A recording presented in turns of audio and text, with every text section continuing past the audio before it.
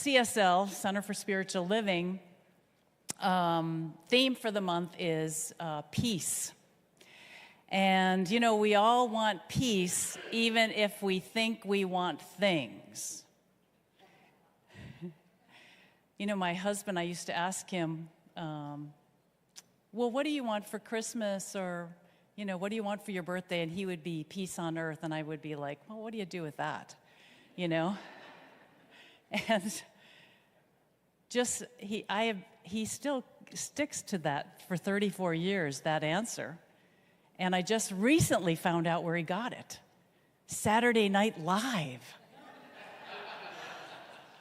I had no idea, but you know, everything serves, as we said last week. So, you know, wherever it comes from, it's got to be good. So what do we have to do to get peace? You know, we may not have everything we want, or we may not get everything that we want in life, but we can become peaceful. Now, how can I say that? I can say that because whether we know it or not, we already have it. It's a part of us. We were born with it. It's a part of us. It resides at the very heart of our being.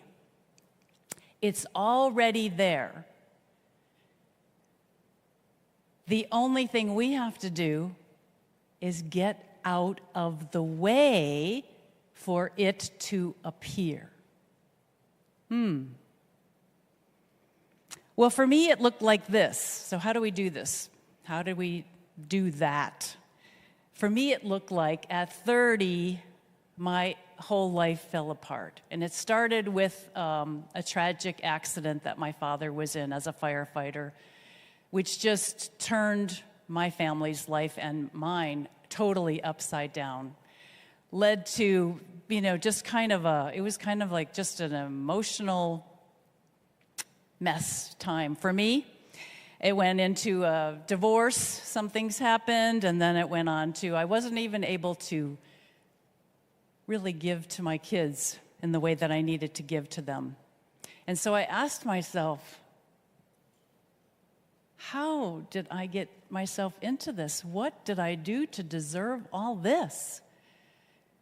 And what I didn't understand at the time was that my life was built on sand. You know, as a teenager, I rejected Catholicism, and I never replaced it with anything. I liked being out in nature, but I didn't have a philosophy for life. I didn't have something to replace it with. I needed a whole new perspective on life. And that's what I found when I first walked through the Atlanta Church of Religious Science, their doors years ago. I don't know, over 35 years ago. And oh my God, it was just like walking into a whole nother world. It was, you know, I was exposed to a completely new way of looking at things. So how did I find my peace with all that happened? First, I had to learn what I was not. Sometimes the process of elimination is the best, right?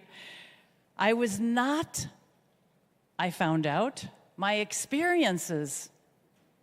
I was not my body. I was not my thoughts. I was not my personality. I wasn't even my life. What's left after all that? Well, there is more. There's a whole lot more. I learned that I was spirit, that I was the observer behind what was going on. I was the thinker behind my thoughts.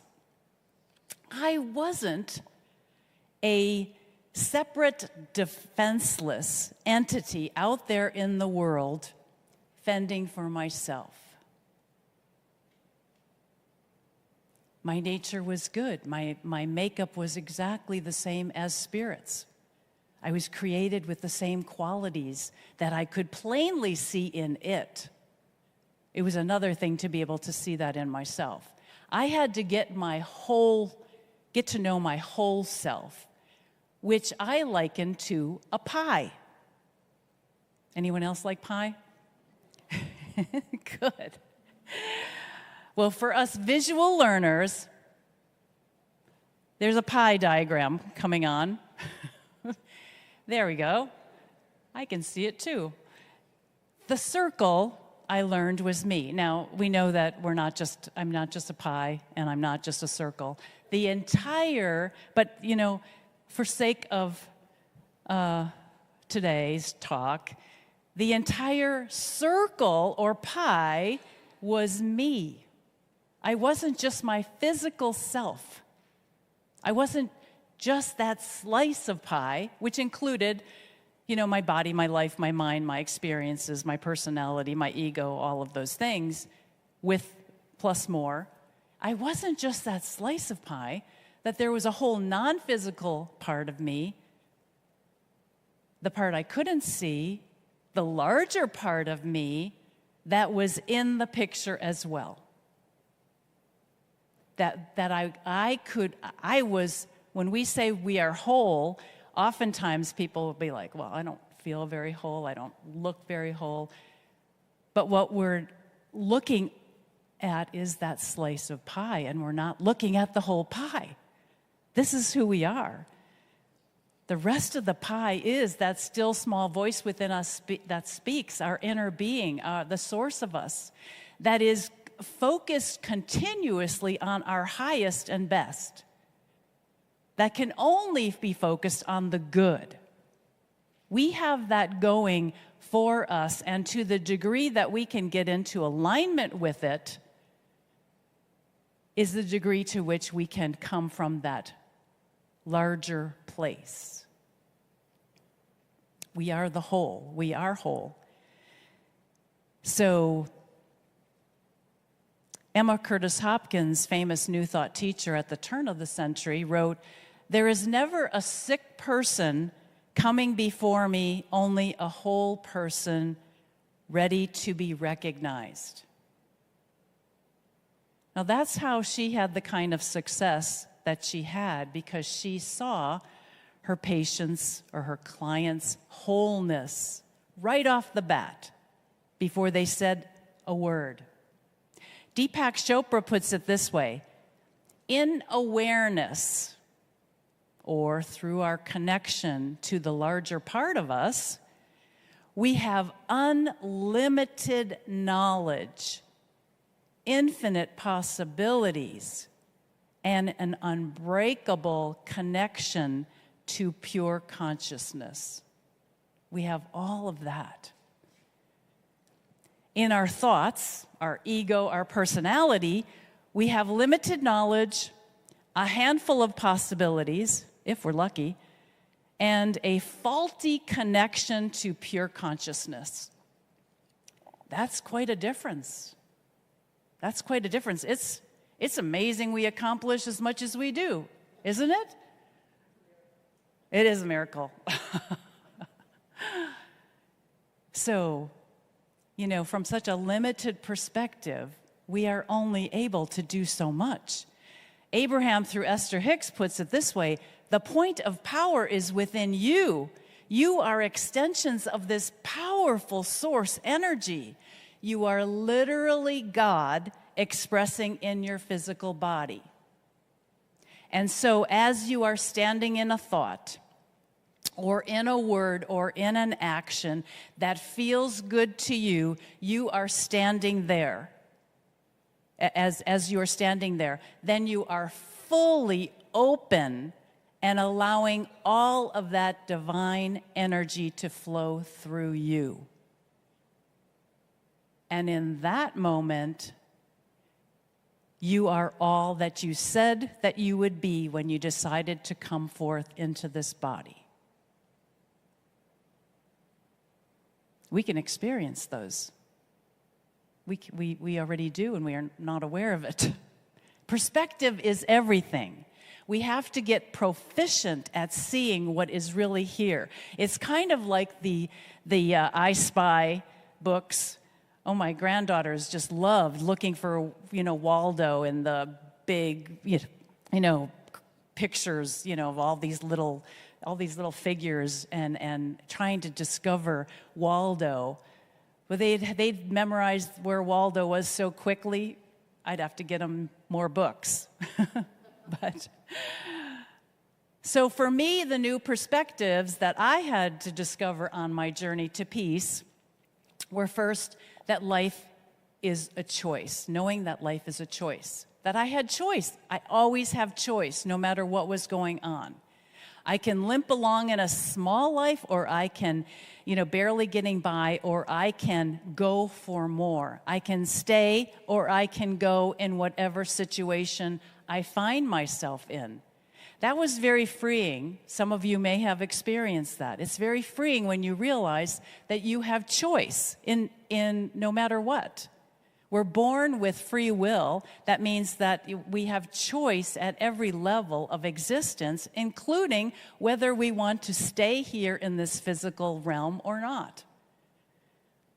So I decided I was going to give my everything, do everything in my power to create a life, to live and create a life, a whole new life for myself, and that's what I did. Second, knowing that there is a spiritual justice system. Did you know that there's a spiritual justice system? Oh, wow. It's the law of attraction. It's the law of cause and effect. We don't normally think of it as a spiritual justice system. There's nothing that we have to do to make things right. We don't have to get someone to, pay for what they did or what they owe us. It's a divine setup. You get what you put out. It's as simple as that. It was none of my business what appeared to be fair or what wasn't. None of my business. The law would sort it out, and it did. Quite nicely, in fact, in my case, more than I ever dreamed possible. All I had to do was focus on my business, minding my own business and doing what was before me to do. I had to stop blaming my ex. I had to stop blaming myself. We're so hard on ourselves. It's easy for us to get caught up on being right. We think we have to justify or explain ourselves to the world. Guess what? We don't. We can insist all we want on being right and never get satisfaction. The bottom line is, as soon as possible, we have to shift and ask ourselves, do I want to be right or do I want to be healed? Do I want to be right or do I want to be healed? I wanted to be healed. I was tired of trying to be right. If we want to be right, we are stuck in the mire. There's no end to trying to convince someone else, right? Or the others involved. No one can really know us. We are each one in a universe unto ourselves. They can't possibly understand us. So why are we expecting them to? If we want to be healed, that we can take care of. We can reach peace of mind and peace of heart. So whoever the other is in the equation, they have to figure that out too. They have to figure out for themselves that. I had to give up being right because that was never going to happen. I couldn't justify myself enough. I had to stop playing the victim. The third thing, all of these were life savings to me. The third thing is it's an inside-out world, not an outside-in one. Everything is a projection that comes from within. We can never change the projection on the wall, the conditions. We do a lot to try to get on that wall, trying to rearrange things and trying to do something with them.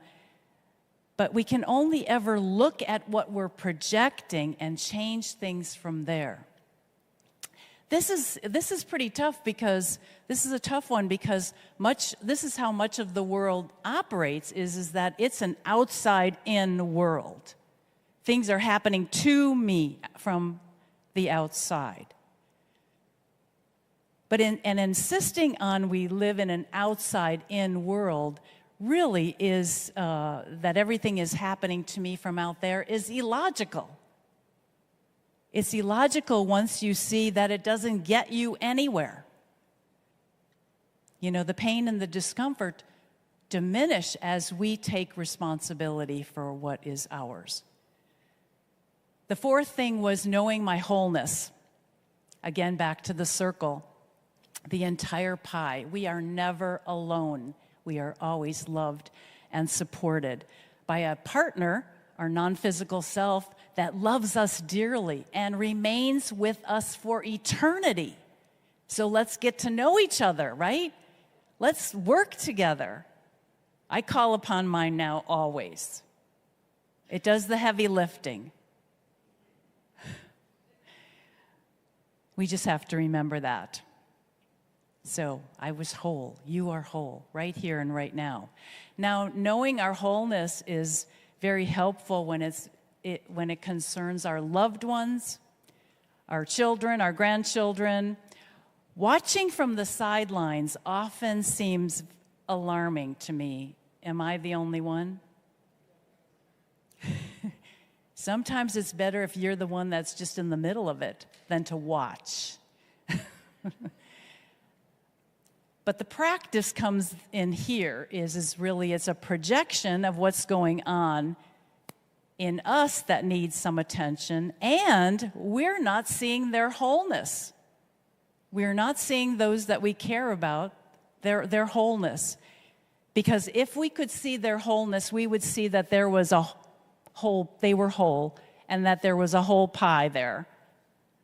The larger part of them was working on their behalf as well. So when we find ourselves in worry, we have to insist on their truth, insist on our truth, that we are whole, we are complete, we are enough. That's a spiritual practice right there. What if we could see wholeness for those who give us trouble in our lives? Would the dance between us change? It has to, because a new step in the dance has to change for the other person as well. What if we could see wholeness for our country right now? See this larger piece of the pie than we're seeing. Well, today it is easy for me to see that I was created for greatness. It's easy for me to see that each and every one of us here and those at home, you were created for greatness. And the life I was living in my 20s wasn't going anywhere. In fact, it's easy for me to look back and see how much I got saved early on, early enough in my life to create an entirely new one. It was supposed to crash and burn so that something more sustaining and something more fulfilling could be achieved for me and my children. I couldn't blame my ex. I was the one that was yearning for more, even if I didn't know it, even if I didn't call it. I wasn't aware of it, but my inner being knew that. A healing needed to take place in me before new doors could open. And only then could I forgive the others involved, and most of all, forgive myself. And it really had to begin with me forgiving myself first. Then it was easier to do the other part. We always have to, so if we want to be, we want peace in the world and with others, it always requires us to be at peace first. The Tao, ancient Chinese wisdom, says once there is peace in the heart, there is no room for anything else. No room. Evil cannot enter his or her heart. Why? because her heart is full of whatever she cares about. A master cares about nothing but the Tao, or nothing about the universe, or whatever name that you go by. Thus, she cares for all things. Because she cares nothing for the Tao, for the Tao, she cares for all things. So we can talk about wholeness until we're blue in the face, and it's just another word unless we become it, we own it, we claim it, we live it. Look inside for your answers. Get to know this inner guide, whatever you call it, your greater self, your divine nature. Look for guidance. Keep focused on good. If anyone online or in this room is experiencing anger, frustration, unfairness, lack of love, whatever it is, get help. Free yourself of the burden that you are carrying. There's many people that can see you for who you are, that can see you as the whole pie. You know, it's difficult to find peace when we only know a part of ourselves, when we only see ourselves as that physical self, when we don't remember who we really are. After all, not many of us were brought up thinking that way about ourselves. We need to pass that message on to whoever we can, because who knows? Who knows they have a larger part of themselves? For the most part, the world is not acting as if they know that.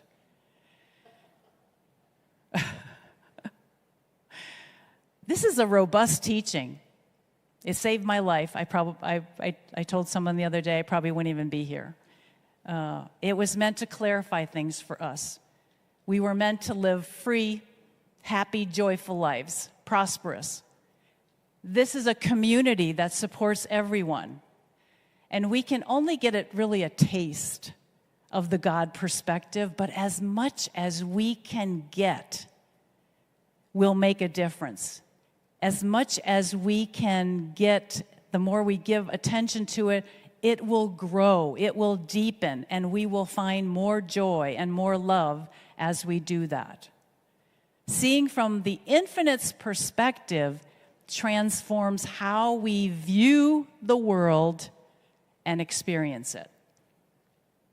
Knowing that we are all that we are takes peace to a whole nother level. So I invite you this week to take a look at how you are peace, how you are a whole pie, how you can bring more peace into the world. So, are you ready?